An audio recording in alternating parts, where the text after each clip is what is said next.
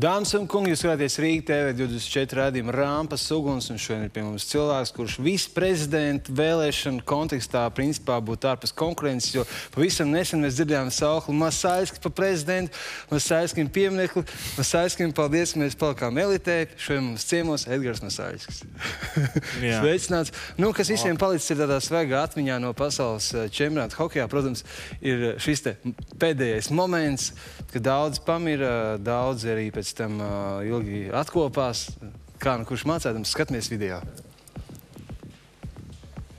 Jāturpina cīnīties 20 sekundes, jānotur ripa tuvāk pie Francijas vārtiem. Sotnieks, mētiens, rikošets un bīstami Derosjē 1-1 pret Edgaru Masaļski. Derosjē, Masaļskis! Un Masaļskis dusmīgs uz sotnieku šajā brīdī pēdējās sekundes. Viņš izdara mētienu, tādēļ mēs iekrītam pretuzbrukumā. Lūk, sotnieks izdara mētienu un Derosjē stājas ripas ceļā. Un tādēļ tik nīgts ir Masaļskis arī pieturēt ripas stūrī. Šis bija tas brīdis, kurš varēja pielikt punktu 19 Latvijas gadiem elites divīzijā, 19 sezonām, un vēl jau nav nekas arī beidzies. Vēl ir 8,5 sekundes, bet tas bija čempionāta, šķiet viss dramatiskākais moments. Sirds var pa mūti izlekt ārā šādā situācijā, kad pēdējās sekundes un Francija skrien pretuzbrukumā 1-1. 8,5 sekundes ir jānotur, lai paliktu elitē uz vēl vienu gadu. Lai noturētos elitē. Džeriņš iemetienu punktā pret Stefanu Dakostu. Flerī uzreiz aiz viņa gatavs izdarīt mētienu. Pa labi Antoans Rusels. Jānotur pēdējās sekundes. Pāragri mēģina doties iemetienā abas puses. Un šķiet, nav jāmainās iemetienā. Tagad vēlreiz iemetiens. Džeriņš pret Stefanu Dakostu. Dakostu uzvar iemetienu, ripu izraidam ārā pēdējās sekundes. 4, 3, 2, 1. Esam elitē, bet tas bija kaut kas. Un kaut kur līdzīgi šobrīd situācija ir kā... Jā, un mēs pirms raidījuma runājam, tu teici, jā, tu skaties uz tablo, 20 sekundes palikuši riptenī zonā. Nu, kas tad tāds varētu notikt? Un pēkšņi tev skrien francūzes pretī. Ko tu tajā brīdī domā? Nevar televīzijā teikt, ko es domāju. Es domāju, ka pulss man ļoti ātri, ļoti strauji tika līdz, nezinu, 200 varbūt vai kaut kā tā. Zinu, kā citreiz tā uzpūties. Un tad, kad es noķēru to ripu, tad es atkal rādīju tās emocijas, viņas nāca ārā. Un tad sotnieks dabūja dzirdēt varbūt tos vārdus, ko es pie sevis domāju, kamēr viņš nāca pie manī.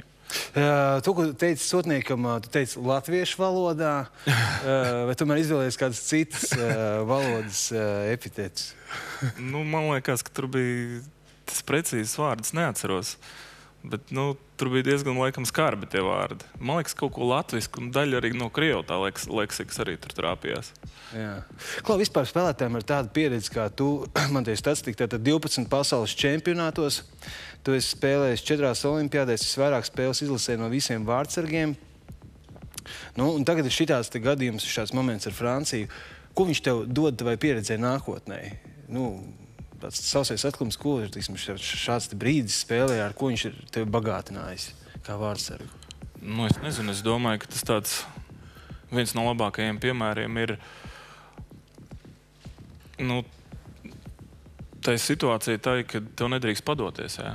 Nevis padoties, bet apstāties. Rēķini man jau arī likās, ka tā ripa ielido tajā zonā 20 sekundes, mūsējie pieturēs un viss būs kārtībā. Un es jau arī tā kā nedaudz domāju, labi, spēle beigusies, viss kārtībā. Bet reka izrādās, ka nē. Un ļoti bieži jau gadās, ka iemet pašās beigās, un tā koncentrācija varbūt viņa pazūd pašās beigās. Un viņa jācenšas turēt. Un arī, es nezinu, tā grūti tā izvilkt kaut kādu vienu tādu teikumu no tā visa. Redz, ka dzīvē gadās visādi, jā. Cik ilgi tu par to domā? Es esmu dzirdējis, ka vārdsargi saka, ka tas gan nav ar šo situāciju saistīts, ka momentāli viss negatīvais ir jāaizmirst. Jā, protams. Ir vārdsargi, kategoriski neaizstiep ripu un neņem ārā no vārtiem. Jā. Citi atkal viņi aizsit pēc iespējas tālāk. Bet tas ir, es domāju, visiem tāds tā kā punkts. Gols bija, un viss. Tagad atkal jāspēlē tālāk, vienalga kāds rezultāts, vienalga cik laiks vēl jāspēlē. Jācenšās aizmirst ar gols un domās par golu pēc tam, kāpēc to viņi ielaid. Jā. Es tieši domāju, šādā brīdī tagad nācis francūzes pretī, tagad visu Latviju pamirst un tā. Kādu tanī brīdī nospēlēt? Tu it kā teici, ka it kā iemeta tev vēdrā, bet varbūt tu tomēr izvēlējies tādu pareizu pozīciju. Tu tanī momentā sasūcās visas tavas zināšanas, visi 12 pasaules čempionāti, visi 4 olimpiādas kaut kādā vienā izšķirošajā kustībā kaut kādā. Es pie sevis nodomāju to, ka es neko nedarīšu. Godu vārds. Es pie sevis nodomāju, ka es nedarīšu nekādas kustības un gaidīšu, ko viņš darīs. Nu, tā beigās arī sanāca, ka es kā stāvēju pa lielam, tā arī varbūt es tur nedaudz pastomos, bet pa lielam viņš jau trāpīja man. Un es pie sevis biju to nolēmis, ka tajā brīdī, kad viņš nāca tajās sekundēs, es biju izdomājis, ka es neko lieku nedarīšu. Nemēģināšu, jo man ir tāda spēles maniera citreiz, ka es mēģinu izprovocēt pretinieku, lai viņš iet uz vienu pusi vai uz otru pusi, vai es izēju tālāk, tad viņš mēģina man apvest, ja es palieku dziļāk vārtos, tad viņš automātiski metīs. Bet te es vienkārši domāju, jāiet tur tā laba distance un jāstāv, jāskatās, kas būs. Jā. Klau, tev ir savs spēles stils, un man ir jautājums, teiksim, tu spēlēji savādāk, ja pretī nāk Kanāda, vai pretī nāk Krievija, vai pretī nāk Šveice, vai tu spēlē tā, kā tu spēlēji? Nu, es padomāju par to, kas nāk pretī. Es zinu, kāda, piemēram, stila komanda nāk pretī. Būs vairāk metieni no tāluma, būs vairāk izspēles no aiz vārtiem, vai vēl kaut kādas citas kombinācijas, ko tā komanda dara vairāk. Un tad es vienkārši vairāk tā kā koncentrējos uz to. Es vairāk koncentrēju savu uzmanību uz tādām lietām. Protams, viss pārējais arī ir jādara, bet ir daudzām komandām, piemēram, kurām ir konkrēts raksturs, un tad tu tā kā mēģini pielāgoties viņu spēlē. Kaut vispār šķiet, ka tu esi tāds mierīgs, nosvērts cilvēks, vārdsargi, varbūt nervozi, tādi, kas daudz runā, mētājās ar rokām, tur azartspēles spēlē, tādi, bet vārdsargam ir jābūt bezmaz vai nosvērtākajam cilvēkam komandā. Nu, tas ir, es domāju, ka atkarībā no katra. Es vakar uzskatu, ka es neesmu baigi mierīgais tips. Es diezgan spēlēju emocionāli. Arī man tās emocijas citreiz nāk pa daudz uz āru. Pēc Zviedru spēles es gaitenīju un ģērbtuju, apgāzu visu, ko arī apgāzt, salauzu noju un izpsihojos tā ritīgi. Jā, un atkal, tas atkal no tā atkal es ņemu tādas tā kā enerģijas jau jaunu. Es tā kā izmetu ārā visu to, kas manī sēž, tas negatīvais, es izvārdos, un man pēc tam ir vieglāk. Un pēc tam es nākamajā dienā eju un daru visu no jauna. Jā, es nezinu, no hokeistiem esmu dzirdējis par šo te nevarēšanu aizmigt naktī pēc, teiksim, ļoti emocionāliem mačiem. Kā tu menedžē to stresu? Nu, vārdsargam jau gan būtu, tā kā... Nu, ja ir vēlā spēle, tu jau automātiski zini, ka līdz 4 negulēs. Ko var darīt ar to? Skaties televizoru, skaties, nezinu, internetu, lasi grāmatu, kaut ko 4 slēdz ārā televizoru un mēģina aizmigt. Nu, tu vēl kādu stundu paiet, paliek gaišs un tu aizmiedz. It kā stulbs jautājums, tas ir dzirdējis, ka kaut kur Eirolīgā treneri daži pat kurtinājas, piemēram, ne, bet daži ļauj kaut kādas 2 aliņas izdzert, bet 2, jā, miegam. Vai kaut kā tur kaut kāds siltā piena kokteļs, jūs neko tādu nepraktizējat? Nu, es domāju, ka katrs ir pilnīgi savādāk. Kāds guļ mierīgi. Ir tādi cilvēki. Es zinu, ka arī izlasē šogad mierīgi 12. izslēdz gaismu un iet gulēt. Nu, ir atkal cilvēki, kuriem vajag noņemt stresu ar kaut ko citu. Nu, citi sēž internetā, citi pļāpā ar sievu līdz rītam, cits iedzer kāds pāris salas. Nu, tas kā kurš. Kā jūs skatāties, internetā, kas ir rakstīts tos komentārus, kur visi, protams, zina, kā vajag? Nu, mums visu valsts zina, kā jāspēlē hokeju. Izņemot jūs? Jā, mēs paši nezinām. Jā. Es kā Spānijā biju, es Barcelonā dzirdēju, ka visi spēlētāji zina, visi stadioni zina, visa valsts zina, un ir tikai viens cilvēks, kurš nezina, kas šodien ir jādara, un tas ir Barcelonas galvenais treneris. Viņš vienīgais nesaprot neko. Pārējie visi zina. Jūs tā, teiksim, tu lasi komentārus, teiksim, par hokeju? Nē, komentārus nedrīkst lasīt, tāpēc, ka es uzskatu, ka viņus raksta cilvēki, kas nav adekvāti pilnībā. Tie vai nu ir mazi bērni, vai cilvēki, kuriem kaut kas galīgi dzīvē nav kārtībā. Tāpēc, ka es dzīvē neesmu uzrakstījis nevienu komentāru, un es arī nerakstīšu. Es neredzu tam jēgu. Ja es, piemēram, izsaku savas domas, tad es saku, ka to izdarīju es. Nevis tu slēpies aiz kaut kāda hokejas 1, 2, 3 pseidonīmu un sāc apdirst visus no kājām līdz augšai. Priekš kam tas vajadzīgs. Tev ir kaut kāda, it kā tāds nav jautājums, bet tev ir kaut kāda rituāla vai kaut kāda, ko tu ievēros, kas tev palīdz, teiksim. Kas tev kaut vai, teiksim, varbūt ne mačā, bet kas tev palīdz savākties, kādas lūkšanas vai kaut kas tam līdzīgs? Nē. Tāda konkrēta kaut kāda tāda rituāla nav, jā, bet slīdes vienmēr velku labo pirmo. Pirms uzvelku kreklu, es viņu apgriežu otrādēs un apskatos uz uzvārdu, uz numuru. Man tas tā kā paceļ nedaudz, tādu konfidenci dod. Un, kad himnas iet, tad es paskatos ķiverē aizmugurē, man rakstīts sieva, bērni. Tādas lietas, bet kaut ko tur, nezinu, sarunāties ar kosmosu, nē. Tas, kad domā par sievām bērniem, tas palīdz? Bet tas iedod tieši papildus atbildību un smagumu? Nē, tas tā kā nomierina varbūt kaut kādos brīžos, kad ir kaut kāds tomēr satraukums. Tu padomā, ko viņi dara. Vai viņi skatās hokeju, vai viņi neskatās. Un kaut kā noņem tās domas no tās spēles, kas būs. Jā. Kaut vēl skaitā jautājums, vai Edgars no Saļas nav pieņēmis islāmu, jo tā bārda patās izskatās jau diezgan nopietni. Nē. To es arī domāju, ka es nekad nedarīšu. Kaut kā gribējās kaut ko pamainīt. Es sāku viņu audzēt teorētiski jau vēl Dinamo spēlējot. Kaut kā tie izbraukumi līdzi neņem neko, 1, 2, kaut kā mājās nesanāk laiku, kaut kā iegājās. Ievazājās tā bārda man un sieva saka, izskatās labi. Tā es kaut kā tā. Cenšos viņu tagad daudz maz sakopt un lai ir. Jā, tas vispār ticīgs cilvēks? Baigi ticīgs, nē. Bet kaut kam noteikti es ticu. Piemēram, ir bijuši hokeja mači, ka kaut kāds brīnums tikai mūs var glābt, ka tu esi pie sejiem. Nezinu, Dievs, ja tu esi. Nē, es domāju, ka tā mēs visi sakam grūtos brīžos. Tad mēs visi atceramies gan Dievu, gan vēl nezinu ko. Un tad pie sevis varbūt kaut ko padomā. Vai tas palīdz, es nezinu. Es domāju, ka kaut kam dzīvē ir jātic, un gan jau tas arī palīdz.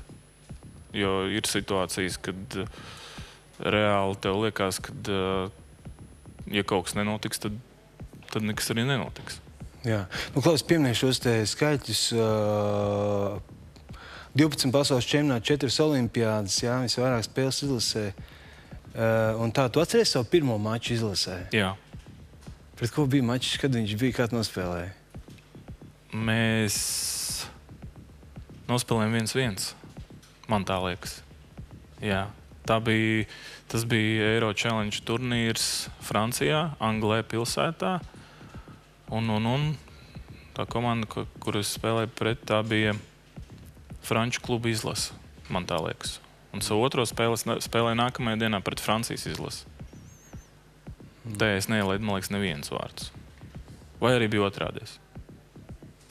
Kaut kā tā. Pirmās 2 spēles bija 1 gols, un kur es uzskatīju, ka viņi neiemet, jo man likās, ka viņš nebija pāri līnijai. Mēs spēlējām Francijā, viņi ieskaitīja. Kā tad pēc šī pasaules čempionāta ir 90,83% atvērīt ripu, starp 3 labākiem mūsu izlasē nosaukts, un tā, tas dod darba iespējas, ka varētu būt jauns klubs, jo es atceros, ka agrāk 97. gadā visu ne to, ka tūlīt būs klubi, galvenais sev parādīt, būs klubi. Tas vēl joprojām tā ir, ka pasaules čempionātos skatās un novērtē kāds, kurā formā, kur vajag ņemt, un šis te tirgus īstenībā tur arī notiek. Varbūt, bet kaut kā man sanāk tā, ka uz maniem tas īpaši neatiecās.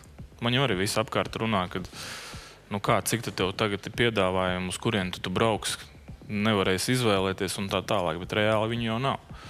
Reāli nekas nav īpaši mainījies no gada pagājušā vai no gada tad, kad es tur praktiski nespēlēju, ka es biju ar sabeigtu celu. Liela atšķirība es darba meklēšanā nejūtu. Kaut kāda interese varbūt nedaudz lielāka varbūt ir, bet līdz tā interese jau neko nenozīmē, kamēr tu neparaksti papīru. Kā tā darba meklēšana īsti notiek? Ir cilvēks, ir aģenti, kas tev piedāvā? Man ir aģents, kas pārstāv manas intereses, un viņš meklē darbu. Viņš apzvana menedžerus, apzvana trenerus. Es domāju, ka ir arī kaut kāda vienota sistēma viņiem, kur redz, kas ir brīvie spēlētāji tirgu. Un tādā veidā mēs ik pa brīdim sazinamies, viņš pastāst man kādas jaunumus vai ir kāda interese, uz kuru pusi vējš pūš, no kurienes viņš varētu arī pūst atpakaļ. Kaut kā tā. Jā. Kas ar Rīgas Dināmo notiek? Grūti pateikt. Tu zini tikpat daudz, cik tu. Es tā domāju, es zinu, ka basketbolā ir tā, ka spēlēs bija traumēs, kaut kādas slēptās traumas, vispār kāds viņš kā cilvēks un tā tālāk, joprojām, protams, statistika. Tā statistika jau, man liekas, lieliski ir vienkārši. Ka bija par Prāgas klubu bija tāda informācija pavīdēja gaisā. Jā. Bija, jā. Bet, es zinu, ka interese bija, bet neviens neko konkrēti nebija teicis. Pagāja dažas dienas, viņi parakstīja citu vārdsargu. Vairāk jau pa interesi nekas nebija. Jā. Es zinu, es te prasīju cilvēkiem, ko lai paprastu Edgaram un Sēksim, kā tas ir, kad lido tas kaučuka priekšmets ar ātrumu. Tātad, kas ir hokejā rekords, laikam 185 km/h? Es precīzi nezinu. Jā. Lido, kāds, uzšķiļ no tās zilās līnijas, lido tagad viņš uz 160. Ko tu īsti redzi kā vārdsargs? Skatoties, cik tālu. No zilās līnijas šķīliens 170 km/h. Ko tu redzi? Ja es redzu, tad es viņu noķeršu. No turienes iesisti grūti, ja tev neviens netraucē. Tas attālums ir pietiekami liels, lai tu viņu visu laiku redzētu un mierīgi vai no rokām, vai no ar kājām, vai no vēderā viņu noķert. Un, ja tu viņu atsit sev priekšā, tad jau principā tu esi kļūdījies, ka tu esi slikti atsits viņu. Bet tāds tūs distances tu ļoti bieži vienkārši uz intuīciju. Es jau pēc lāpstiņas redzu, viņš metīs pa labi, pa kreisi, augšā, lejā. Un tad ir tīra intuīcija, tas ir ļoti tuvu. Kas bija to Krosbija pendeli? Viņu varēja noķert? Krosbija izgājieni? Jā, tur ir tas mans stils atkal nostrādāja, kad es tā kā izaicināju viņu to darīt, un viņš izdarīja, un es nenoķēru. Ja? Es biju redzējis, ka viņš to NHL dara, tieši tā kā viņš to man arī iemet. Un es viņam speciāli atstāju vairāk augšā vietas, lai viņš tur arī mestu speciāli roku nolaid zemāk, lai viņam liktos, ka man roka ir pa zemu. Bet viņš izmet tādā brīdī, kurā es īsti negaidīju. Es domāju, ka viņš pienāks vēl nedaudz tuvāk, un tad es būtu to roku ātrāk cēlis augšā, bet reāli es nogulēju. Komentāros jau izzināja, ka vajadzēja izšaut ārā. Nē. Tur es pats gāju uz apzinātu risku un atstāju viņam vairāk vietas, lai viņam būtu, kur trāpīt. Un pats cerēju uz savu ātrumu un veiklību reakciju, lai paspētu to ripu noķert, bet nogulēju un nesanāca. Ko tu esi dzimis 80. gadā, kad gāju, es uz Rīgas Dināmo, tad spēlēju, kurā gadā viņi dabūja sudrabu? 88. gadā, jā. Un tu gāji uz tiem mačiem? Jā. Man teica ved uz visām spēlēm mājās, kas bija Rīgas Dināmo. Un tu arī gribēji būt vārdsargs, jo toreiz man viņš tev tik vārdsargs. Jā, es jau toreiz gribēju uzreiz stāties vārtos. Man ļoti nepatika tas pirmais gads, kad visi slidoja, tur mācījās ripu vadīt un slidot, un vārtos neviens nebija. Un tad, kad treneris man visiem prasīja, kuri grib būt vārtos, tad es biju tas pirmais, kurš teica, ka es gribu būt vārdsargs. Man arī izsniedz formu, atnes mājās. Mammai, cik es atceros, tas īpaši nepatika, bet tur nebija varianti. Tur man bija jābūt vārtos un viss. Klaus, skatītāji jautājums, cik var ekipējums pirms spēles un cik var ekipējums pēc spēles? Nē, es mērījis, bet atšķirība liela, es domāju. Bet, teiksim, 15-10 kg pirms spēles. Pirms spēles tā, domāju, ap 20 kaut kur. Ap 20? Jā. Un pēc spēles pa kādu 3 kg es domāju, ka nāk klāt. Jo viss ritīgi slapš ir, viss ļoti samirkst. Jā, kad novēl pēc spēles to formiņu, negribas savicināt rokas nezlot debesīs. Tas ir baigais svars. Nē, viņi jau nejūt. Es jau to daru visu dzīvi, es reāli nejūtu. Mums te bija vienreiz, mēs ar brālēniem izgājām uz ledus, un viņi pēc 10 minūtēm rāpoja nostīm no tā ledus. Teica, ka bezspēkā bija palikuši. Augšā, lejā piecelties laiku, tomēr tas svars. Bet mēs jau viņu nejūtam, neviens. Teica, ka reāli to dara katru dienu, tas pieredzi. Es īstenībā man interesēs tīri tā, ka arī pats es profesionāli sportu nodarbojas. Vārdsargi trenējās savādāk, fizisko trenēja savādāk nekā uzbrucēji, aizsargi, kā pārējie hokejisti. Tev ir jāvar vairāk pietupties, ar lielāku svaru, vairāk kaut kas jāmāk darīt kā citiem, vai tieši otrādi. Es domāju, ka ir sava specifika, jā. Ar gadiem es sāku darīt tikai tās lietas, ko es jūtu, ko man vajag. Man praktiski pēdējā laikā visās komandās ir brīvais grafiks. Es pats trenējos, kā es gribu zālē. Es eju ar visiem, bet treneris man saka, tu dari to, ko tu pats jūti, ko tev vajag. Un tad to es arī daru. Bet es domāju, ka ir līdz junioriem un tādos agrajos 20 gados, es domāju, ka jātrenējās ar visiem pārējiem kopā ir un jāieliek tas fiziskais pamats. Un pēc tam, kad tu jau daudz maz izveidojies pa vārdsargu, tad es domāju, tu vari sākt strādāt tādām vairāk savām niansēm. Jā, ja tev, piemēram, būtu dziļie piecpienu pievilkšanās un spiešana guļas, kur tev būtu labākie rezultāti fiziskajā ziņā? Vai es pat nezinu. Nevienā vajag nebūt spēcīgs. Tāpēc, ka rokas nav jābūt stiprām vārdsargiem. Tāpēc, ka vajag veiklību rokās. Ar kājām arī tas pats, principā. Kājām arī vajag veiklību. Ja tev būs liels muskuļains kājas, nebūs to ātrs uz tā ledus. Bet ir visai liels muskuļains tās kājas jāatzīst. Tev. Man? Jā. Man liekas, ka nē. Man liekas, ka es esmu tāds nebaigi līdzīgs hokejistam. Jā? Jā. Kā man liekas, Mārcis, kas skatās, spēlē laukumā, man tā fiziskā puse, tev ir jānokrīt uz ceļiem un ātri jātiek kājās, jānokrīt uz ceļiem un ātri jātiek kājās. Kā to trenē reāli dzīvē? Tā specifiski nekā.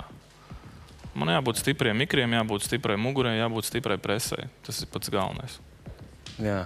Klau, mazliet saka producentiņi, ka mums vēl viens video, ko skatīties, skatāmies.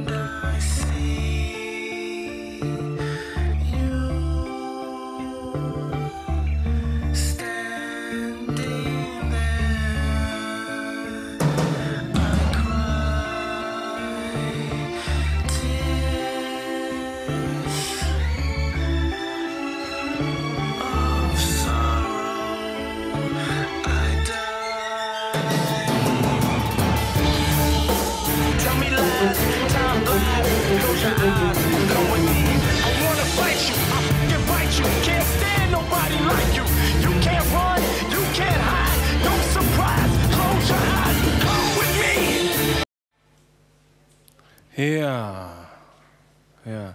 Klau, redzi, bija arī periods ar gariem matiem un bez bārdas. Jā. Tad tie paši garie vienkārši atlikt atpakaļ. Tie ir itīgi gari. Tu gāji pie friziera, tu teici šodien, lai tu taisi to Beckham veidīgo, vai viņš vienkārši uztaisīt? Es vienkārši teicu, ka man vajag tur īsāk, tur garāk un beigās sanāca tā. Jā.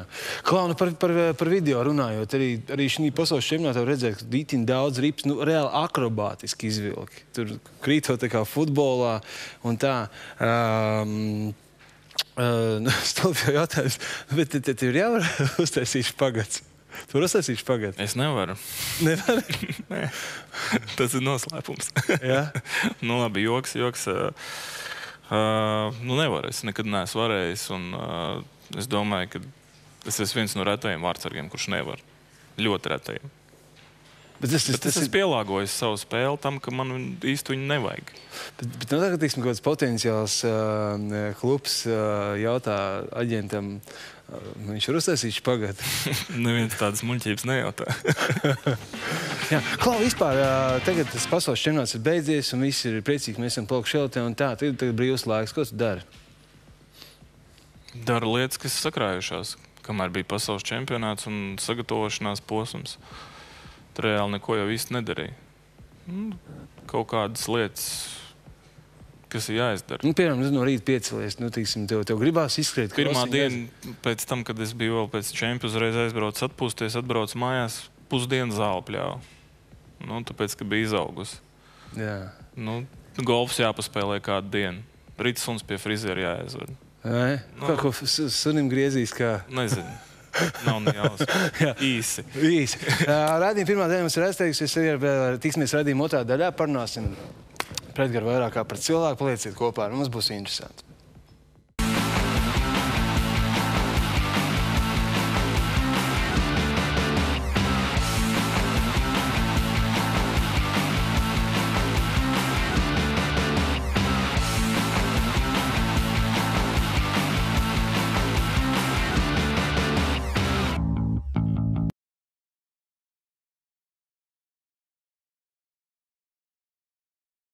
Pie mums ir cilvēks, pateicoties, kuram mēs esam vēl joprojām elitē. Edgars Masāļs, sveicināts vēlreiz. Sveiki. Pēc kā instants sanāk, un es narakstu toreiz ar to vārdsargu, visu vārdsargu iebakstīju mūsu tajā grupā. Iestups, tas gals vispār bija jāskaita toreiz? Toreiz jā, tagad nē. Un tagad atkal vārdsargs, tikai mūsu vārdsargs. 20 sekundes pirms beigām atstājām mūsu elitē un valsts gavilē, vai ne? Bet tenī pašā laikā, kad pirmā eforija noiet, cilvēki runā, kas būs tālāk? Vispār Latvijas hoķeri, Latvijas izlase, kā tev ir intuīcija? Visi nav pa 97. gadu, pa tādu gadu, pa to, pa šo. Likās, jā, nav vairs tāda personība, nav tur kas nav, šitas nav. Kā tev šķiet, tiešām tā ir? Vai īstenībā skats ir ok uz nākotni? Grūti teikt.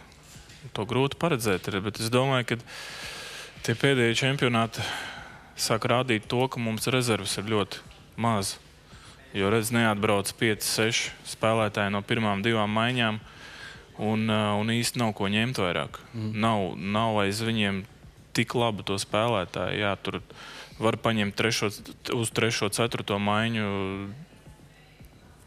salasīt tos spēlētājus, bet viņi nekādu lielo lomu komandā nevar uztaisīt. Un es domāju, ka federācija jādomā par to, lai kā nepieļaut to, ka spēlētāji atsakās braukt. Jo reāli, lai mums parādītu ļoti labu rezultātu, lai mēs reāli cīnītos par ceturdaļu finālu un varbūt par kaut kādu brīnumu vēl lielāku, es domāju, ka mums vajag katru gadu labāko komandu, ko mēs varam savākt. Nevis tā, ka 6, 7, 8 cilvēki neatbrauc un reāli tad jādomā, kā palikt tā grupā. Klau, teiksim, ja šī izlase, kas bija šogad spēlēta, teiksim, pret 97. gada izlasi, kā tas mačs izstītos? Es domāju, ka 97. gada izlase sēdētu uz noraidījumu soliņu visu laiku, un mēs spēlētu 5-3 visu laiku. Tie noteikumi jau bija baigi drastiski tajā laikā. Jā. Tāpēc es domāju, baigi grūti salīdzināt tos hokejus. Tomēr pagājuši 20 gadu, un hokejs mainās nemitīgi visu laiku. Es arī par to domāju, es runāju, jā, tur agrāk bija tur Biļļaus, kas taisīja pirueti, un tas tur bija tā un šitā, un Kerčs ar savu pauzi, un beigās personības, un viss notieši par personību trūkumu. Bet tā tiešām ir, vai tā ir tāda ilūzija, ka toreiz bija baigi, un tagad, nu tā. Arī mūzikā par to runā, ka agrāk bija wow. Es nezinu, grūti teikt. Nu, kāpēc? Es domāju, ka mums arī ir spilgts personības izlasē. Varbūt, jā, nav Znaroks, par kuru raidījumus taisa visādas smieklīgos, un nav varbūt tik liels pauzes meistari mūsu komandā, bet es domāju, ka mums ir lieli cilvēki, liels personības, spilgts personības izlasē. Jā, es te runāju ar Rodrigo Laviņu vien brīdi iepriekš arī par to, ka tas piezogās tas vecums lēnām, vai ne? Un viņš saka, jā, tieši paskriet. Tu jūt, ka tu bišķi nepaspēji, drusciņi kaut kas. Nu, vārdsargam jau arī, tā reakcija ir vissvarīgākais. Labi, nekur it kā baigi nav jāskrien, kaut gan tu esi vienīgais, kas viss 6 minūtes laukumā. Cik ilgi tu domā, ka tu varētu spēlēt? Man jau liekas, ka es varētu vēl ļoti ilgi spēlēt. Es atkal kaut kā ķeru sev pie domas, ka es esmu labākajā formā būtībā savā karjerā. Jo tāda sajūta ir, jo vecāks es palieku, jo varbūt es efektīvāk spēlēju, varbūt es netērēju tik daudz spēkus. Bet tas, ka man būtu grūti fiziski, tas es domāju, vēl ir tālu. Jā. Tāpēc, protams, grūti spriest. Nebūs man darba, protams, kur es spēlēšu, es nespēlēšu. Bet tā man jau liekas, ka līdz olimpiādai nākamai vismaz gribētos noteikti spēlēt. Jā, jāgrās tagad pēc, ka viņš 45 gadiem spēlēs, jā? Vismaz. Varbūt, jā. Tā kā viņš tagad spēlē, viņš mierīgi varētu. Bet viņš var paskriet? Viņš ļoti daudz trenējās. Viņš neguļ pa naktīm un iet slido. Bet to es esmu dzirdējis, ka jo tu vecāks paliec, jo tev ir vairāk jātrenējās. Tā ir, jā. tā ir. Vai nu jātērē mazāk spēka. Grūti pateikt, es nezinu, bet fiziski es jūtos ļoti labi. Līdz cik gadiem Hašeks spēlēja? Kaut kā 45, kad tik nebija 43, 44. Tagad ir 35, būtībā tu esi tādā karjeras tādā sākumā. Hašeks tikai tajā laikā sāka normāli spēlēt NHL. Jā. Vai ne? Bija viņa labākie gadi, man liekas, pēc 35. Zinu, es esmu domājis, pēkšņi ielikt tev tagad Stanley kausā tagad vārtos kādai komandai. Kas tu nevarētu tajā līmenī uzspēlēt? Varētu. Vajadzētu pielāgoties tikai. Jo, protams, labi, grūti tā teikt. Man jau liekas, ka varētu. Vajadzīgs laiks, lai pierastu. Tur ir cits hokejs, cits laukums. Spēlētājiem tā metiena mentalitāte ir savādāka Kanādā. Ko tas nozīmē? Viņi met savādāk. To var arī just, tu aizbrauc uz citu līgu. Piemēram, Šveicē stipri atšķīrās spēlētāju mešana nekā, piemēram, Rīgas Dinamo. Tur viņi met vairāk uz spēku un cenšas visu tikai pa gaisu mest. Rīgā atkal cenšas varbūt ne tik spēcīgi, bet precīzi mest un pa visiem vārtiem, nevis tikai pa gaisu. Es domāju, ka arī tur tā metiena kultūra ir cita. Kas tev kā vārdsargam ir visstulbākais augstums kādā metā? Neprocīgākais tāds kaut kāds nepriecīgākais, visriebīgākie metieni ir kādi? Es nezinu, tie, kas lido tuvu galvai, tie jau nepatīk. Reāli kaut kur virs pleciem tie ir paši riebīgākie, jo bieži tie metieni no tuvas distances un īsti nepaspēja izvairīties. Un tad citreiz dabū diezgan sāpīgi pa atslēgas kaulu, pa pleciem. Tāpēc arī viņi nav patīkami. Jā. Es biju dzirdējis kaut ko par kaut kādiem 23 centimetriem uz zemes, kad tieši noliek kājasargi, kad iet čuču pāri kājasargi. Tas ir daudziem, jā, bet tas atkal vairāk tiem, kas ir tādi gari. Man atkal es domāju, ka tas augstums nav nekāda problēma, jo es neesmu nekāds gigants un mana rokas sanāk diezgan zema, un es ar rokām varu aizsniegties. Jā. Klau, kas tev patīk ārpus hokeja? Es zinu, tev ir 2 dēli. Jā. Ko tu domā, ka tu skaties uz viņiem? Zinot to, kā tas viss dzīvē ir. Viņi grib spēlēt hokeju? Vecākais dēls trenējās, jau diezgan ilgi. Viņam ļoti patīk. Viņš ļoti grib vārtos stāvēt. Es viņam neļauju. Kāpēc? Tāpēc, kad man liekas, ka vārdsargam būtu sarežģīti. Ceļš tagad. Mēs ar Siju arī neesam nekādi milzeņi. Viņš visdrīzāk arī nebūs. Un es domāju, ka es vēl esmu ielicis tādā pēdējā vagonā, kad vēl samērā mazi vārdsargi varēja spēlēt. Un var spēlēt vēl. Un tāpēc es domāju, tīri tā, ja no viņa sanāks profesionāls sportisti, labāk, lai ir, piemēram, aizsargs. Tas tīri tā, ja sanāks, kaut es nelieku lielas cerības, teicu, ka es zinu, cik to ir grūti sasniegt un cik procentuāli mazs procents ir no tiem bērniem, kas izaug līdz profesionāļiem. Jā, es nesen dzirdēju par rādio, bija tāds saruna, ka krievu onkuļi runāja par profesionālo futbolu. Un kā esot lielāks iespējas kļūt zinātņu doktoram kādā no zinātnes lauciņiem nekā kļūt par profesionālu futbolistu, jo tā iespējami ir kaut kāds 1 no 10 vai 100 tūkstoši. Tā arī ir. No mana 80. gada reāli tā profesionāli spēlējam mēs 2 tā ar Cipulu Mārtiņu. Visi pārējie tā īsti līdz tai pašai augšai netika. Un rēķini, cik bērni bija tajā laikā arī, kas trenējās vispār hokejā. Tāpēc tas procents ir ļoti mazs. Tev draugi ir no hokeja vidus, vai tev patīk sarīkties ar cilvēkiem, kas neko īsti nezina par to visu, kas nav par mākslu, kaut ko vai filmām? Dažādi. Ir daļa tādi, kas ir no skolas laikiem, no tiem laikiem, kuriem nav nekāda sakara ar hokeju. Un ir arī ļoti daudzi, kas ir no hokeja. Un lielākās tādās atpūtas braucienos vai kaut ko mēs tomēr darām hokejistu vairāk vai mazāk kopā. Jā. Klau, un vienmēr ir interesējis tas, ka bija Nolans, bija Ozoliņš. Viņš runāja par ģērbtuvi, par to, cik svarīgi štēle ir ģērbtuve un sapulce. Un tas, kas īsti ir tas, ko var pateikt sapulcē pieaugušiem cilvēkiem, kas ir profesionāli hokejisti un kas zina, ka šodien būs nopietna spēle hokejā ar īstu pretinieku, pilnām tribīnēm. Kas ir tas, ko tāds Nolans pateica? Tādu baigo, ka viss... Jā, Nolans mācīja, jā. Es nezinu, es domāju, ka tas vairāk ir tas mikroklimats ģērbtuvē, kas ir vissvarīgākais. Tā visa tāda sajiešana kopā spēlētājiem. Un svarīgi ir zināt, ko mēs tur daram un kāds mums ir mērķis visiem kopā. Un ja visi to mērķi tā kā apzinās un gatavojās to darīt, izpildīt to mērķi, tad atkal tas, ko tur runā treneris, tas nav, man liekas, tik svarīgi. Protams, kaut kādi pareizie vārdi palīdz, bet tādas konkrētas es jau tev nevaru pateikt, jo es neatceros. Es tā īpaši, ja godīgi, neklausos, ko treneris runā. Tāpēc, ka es esmu nedaudz maliņā. Viņi runā taktikas savas lietas, kā iziet no zonas, kā spēlēt vairākumā. Tad, kad sāk iet runa par kā spēlēt mazākumā, tad es atkal skatos, ko viņi tur zīmē, jo man tas ir vajadzīgs. Bet kas notiek tur tajā pusē laukumam, tur es nemaz baigi īsti neiedziļinos. Klā, ko viņi tur zīmē? Viņi tur kādreiz zīmē kaut ko tu neesi redzējis? Nē, viss viens un tas pats pārsvarā. Šad tad, hokejs iet uz priekšu, kaut kas nedaudz mainās, bet ne tik strauji, ka pēkšņi nevar darīt to un to vairāk. Vienkārši tiek visu laiku papildināts, kaut kas jauns, nedaudz izdomāts, kaut kādas jaunas kombinācijas, kaut kādas izspēles, citas savādākas varbūt. Zona palika lielāka, piemēram, 2 gadu atpakaļ, ja es nemaldos. Savādāk var spēlēt vairākumā, vairāk vietas aizsargiem ir. Uzreiz vairāk spēle caur augšu iet, tādas lietas. Vispār ir svarīgi, kurš ir izlases treneris?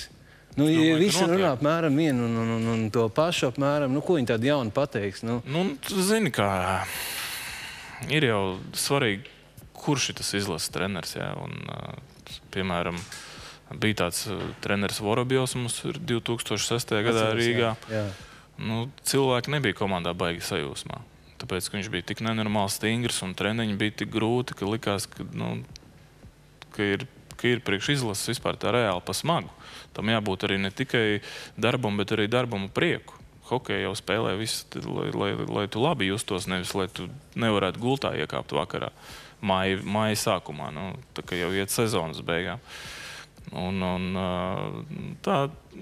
Tā ķīmija ar to treneru, ar komandu, ar kolektīvu, tas ir tas pats svarīgākais. Jūs savas pa vienam iekšā pārunām? Nē. Uz kaut kādu psiholoģisko? Nē. Kaut kas kādreiz ir mēģinājis, bet klubā ir, jā, izlasē nē. Klubā tomēr tev treneris vēro 9 mēnešus un viņš redz, ka varbūt tev kaut kas nav kārtībā, ka viņam vajag tevim parunāties, izrunāties. Un pa kaut kādām hokeja lietām, varbūt ārpus hokeja lietām. Tad tas ir, jā, bet izlasē tas laiks ir tik īss, kad tādas lietas nenotiek. Jā, skatītāji jautājums par to Dinamo. Kas īsti notika Dinamo? Kāpēc nestāvēja vārtos Dinamo? Nezinu, kaut kā negaida tajā brīdī. Viena slikta spēle, nākamā slikta spēle. Protams, treneris jau tev neliks vārtos, ja redz, ka tev neiet tā spēle. Un kaut kā tā vienkārši sakrājās, es domāju.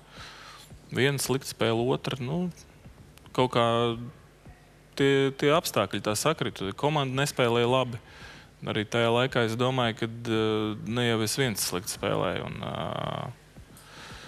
Kāpēc man atlaida, es nezinu. Tu neesi par to apvainojies, neesi dusmīgs? Nē, protams, nē. Tas ir normāli, tas profesionāls sports. Kādā dienā tu esi zirgā, kādā dienā nē. Tā ir. Ja tev, piemēram, uz nākšo sezonu uzaicinās Dinamo, tu piekritīsi? Par normāliem noteikumiem, protams. Jā, kā saka, par maz, bet godīgi atlīdzību. Godīgi jāsaka, ka kurš te grib LR-atā kaut kur braukt visu laiku.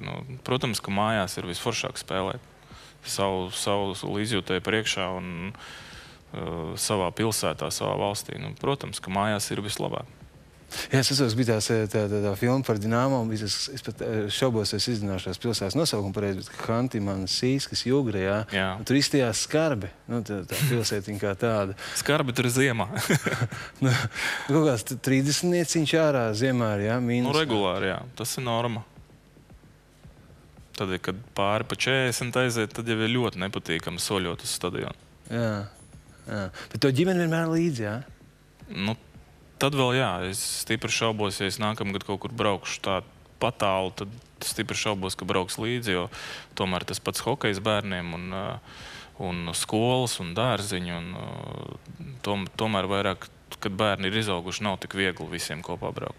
Klau, tiksim, tādā Hantimana Sīskā dzīvojot, tiksim, Sielīs, ko viņi tur sadara reāli? Nu, tev jau treniņš paies dienas, treniņš paies dienas, viņš spēlīt tādu. Daudz jau neko.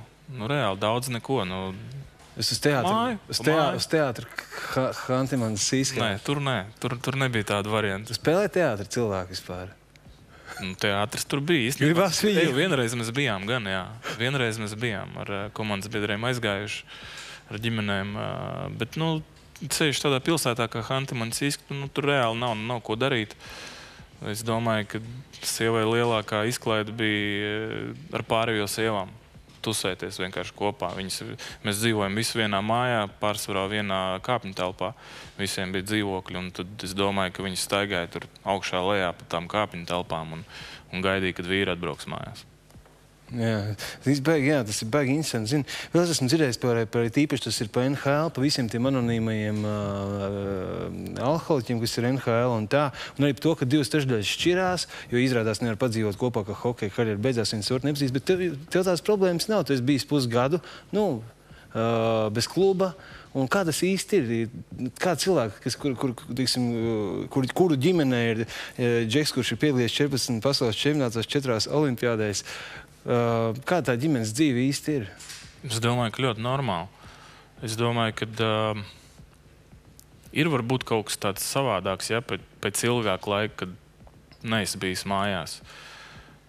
Es domāju, ka tas atkal tieši palīdz. Tu vairāk noilgojies, vairāk tā kā saprot tā cilvēku vērtību, ar ko tu dzīvo kopā, ka tu esi ilgi projām. Un es domāju, ka tas atkal man liekas, ka tas palīdz vairāk satuvināties. Tie attālumi, protams, ir grūti un viegli nekad nav bijis. Ja? Nu, ceļš, ka tev ir bērni maz, tu viņus neredzi. Un sievai atkal no otras puses viss rūpes ir tikai uz viņu. Es palīdzēt nevaru.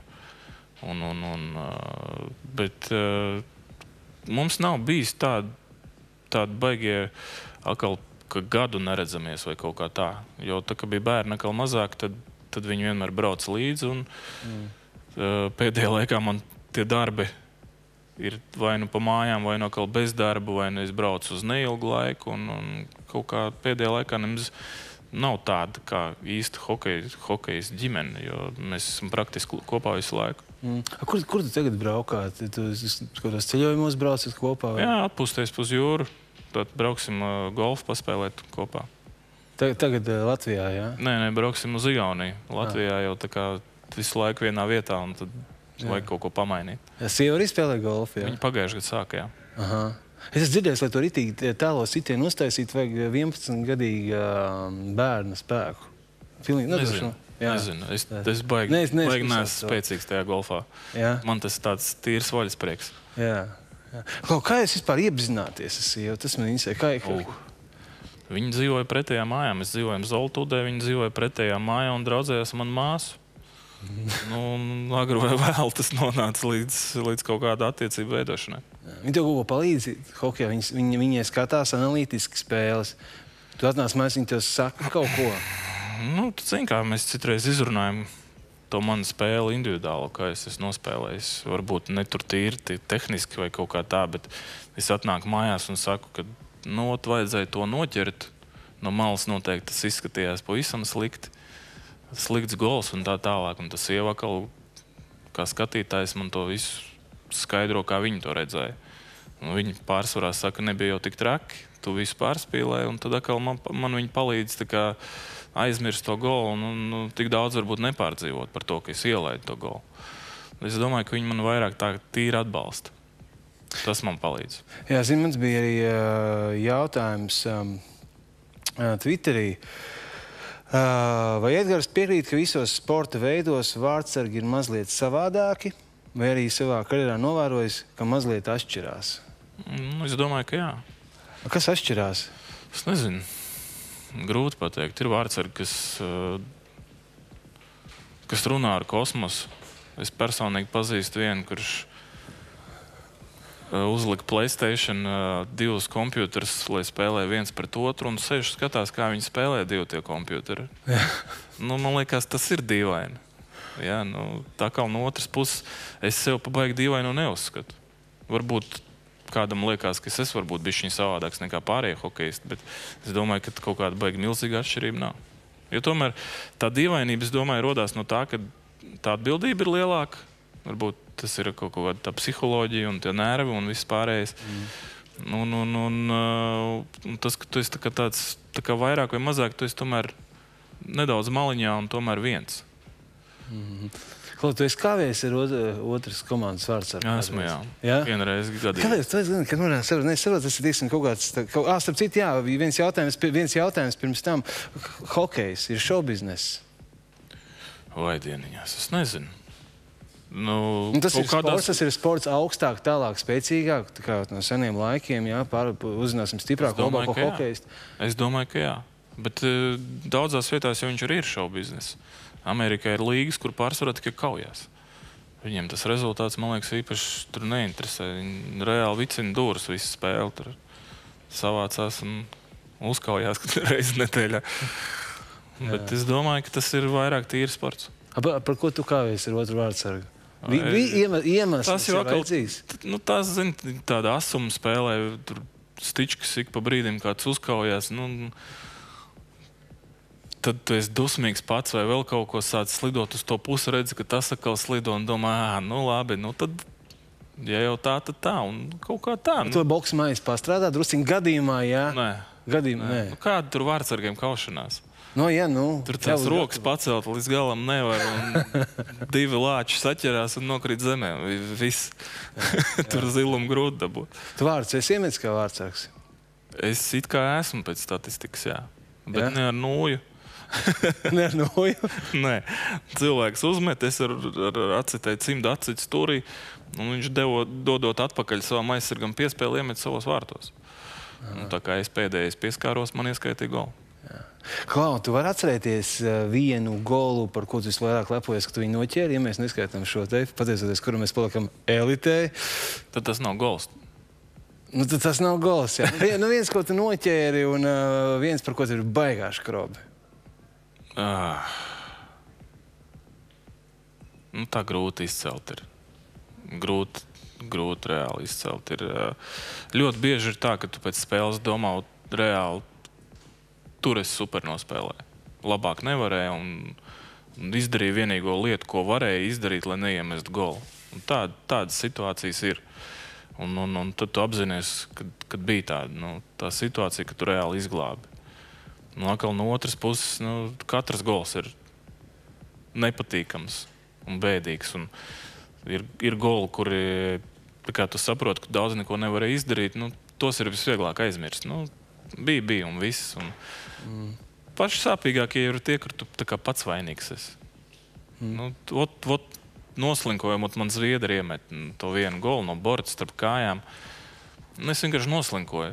Es pēc tam pats to apzinos, ka es noslinkoju, ka es neizdarīju visu pareizi līdz tam brīdim, kad viņš meta to ripu. Un tā kā jau uzmet, tad man atkal bija pa vēlu jau kaut ko tur izglābt. Bet es noslinkoju līdz tam metienam, un pēc tam tinot atpakaļ bildi, es jau saprotu, ka tas bija reāli tāds mirkļu vājums, kurā es noslinkoju. Un tad ir škrobi reāli. Tu domā, priekš kam? Zini, agrāk, kad tiesnesis piešķīra pendeli, visiem bija skaidrs, ka visdrīzāk būs gols. Tagad jau vairs tā nav. Kam īsti ir tagad priekšrocības? Uzbrucējiem vai vārdsargam? Uzbrucējiem saka tā, ka ja viņš iemet vairāk kā 30%, tad viņš labi met. Ja vārdsargs ķer vairāk kā 70%, tad atkal vārdsargs. Tad teorētiski tas viduspunkts ir 1 gols no 3 izgājieniem. Tā statistiski. Ja es noķeru no 4, 3, tad es esmu it kā labi visu izdarījis. Ja 2, tad nepārāk. Klau, tu gribētu izlikt ar gumiju vai ar izpletni? Kādreiz gribēju ļoti. Un tagad? Kad bērni jau paliek lielāki. Veselības žēl un sāk paliek bail reāli. Tāpēc, ka tas ir tas, kas, priekš kam? Kolins Makrejs nositās helikopteri. Pats lidoja, viņa vaļasprieks. Tik bīstams sporta veids, priekš kam to darīt? Kas ir bīstamāk stāvēt vārtos pret Kanādu vai izlikt ar izpletni? Es neesmu lecis ar izpletni. Man sievi lekus. Es neesmu. Es nezinu. Man draugs salauz kāju. hokejists. Tāpēc tas arī tā kā, tas ir man tāds vairāk variants. Jā. Kas ir viena lieta ārpus hokeja? Mums pēdējā minūte paliks viena lieta ārpus hokeja, kas tev tiešām pēdējā laikā ir saviļņojis, kas tev sagādā milzīgu prieku? Milzīgi prieku sagādā pirmā spēle golfā pēc sezonas, kad tu pirmo reizi aizies uzspēlēt. Tad tu tā kā saproti, ka ir sākusies vasara, mierīgi staigās, meklē to bumbiņu pa krūmiem, kad slikti aizsit. Vienkārši baudi dzīvi. Baudi dzīvi, elpo svaigu gaisu un nedomā par hokeju un bez stresa staigā un atpūties. Paldies, Edgars, ka atradi laiku atnākt pie mums uz Rāmpas ugunīm. Paldies, skatītāji, ka skatījāties. Tas bija Edgars Masājs, kas šodien baudiet dzīvi. Saka, Edgars, baudiet dzīvi arī jūs. Skatieties mūsu jau citos raidījumos. Šodien tas ir viss. Pagaidām. Atā.